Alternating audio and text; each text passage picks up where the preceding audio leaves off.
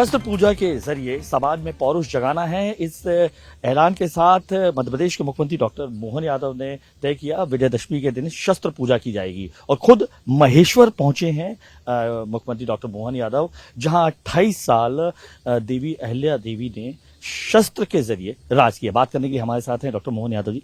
सबसे पहले तो सर विजयदशमी की शुभकामनाएं। मंगल कामना। सर ये भाव कैसे आया कि समाज का पौरुष जगाने के लिए शस्त्र पूजा?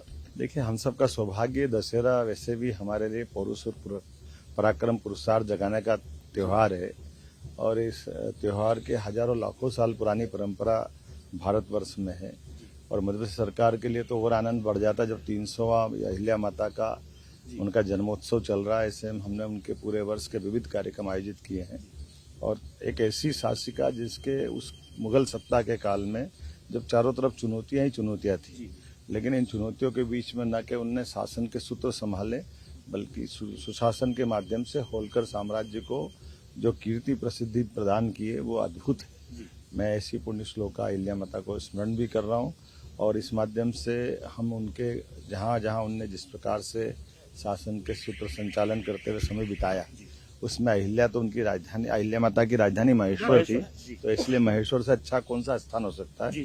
इसलिए हमने शस्त्र पूजन का यहाँ निर्णय किया है और पूरे प्रदेश के सभी जिलों में अलग अलग मंत्री हर जगह शस्त्र पूजन कर रहे हैं। साथ ही साथ हमने एक और निर्णय लिया है कि नारी सशक्तिकरण की दिशा में जैसे अहिल्या माता ने काम किया है, ऐसे बहुत सारी योजनाओं को भी हमने बनाया है।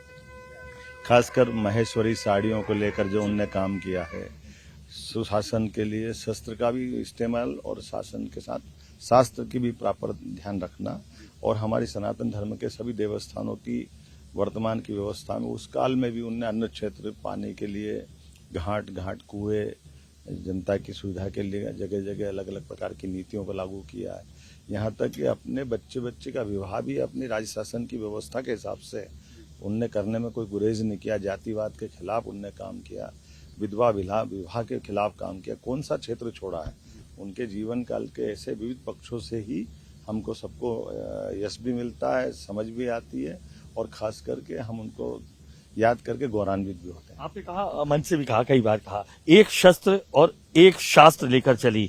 शस्त्र इसलिए कि 28 साल तक शस्त्र का राज किया, शास्त्र धर्म की उन्होंने पताका हर जगह फहराई। कैसे? मुझे इस बात का गर्व है कि अहिल्या माता ने एक विपरीत परिस्थिति में शासन के जो सूत्र चलाए वो उनका अपना कौशल था और हमारे लिए गौरवशाली वो अतीत है जिस अतीत पे हम सदैव गर्व करेंगे।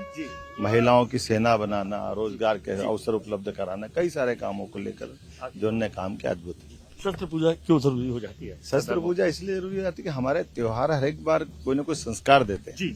आप बताइए, मानव जीवन के लिए जैसे हमारे सभी देवता भी जहाँ वो शास्त्र की बात करते हैं लेकिन आवश्यकता पड़ने पर शस्त्र से भी कोई गुरेज नहीं करते हैं। ये हमारी परंपरा, हमको इस पर गर्व करना है। इंडिया टीवी के माध्यम से क्या संदेश देना है शस्त्र पूजा के माध्यम से? आज विजयदशमी की मेरी ओर से मंगल कामना, बधाई।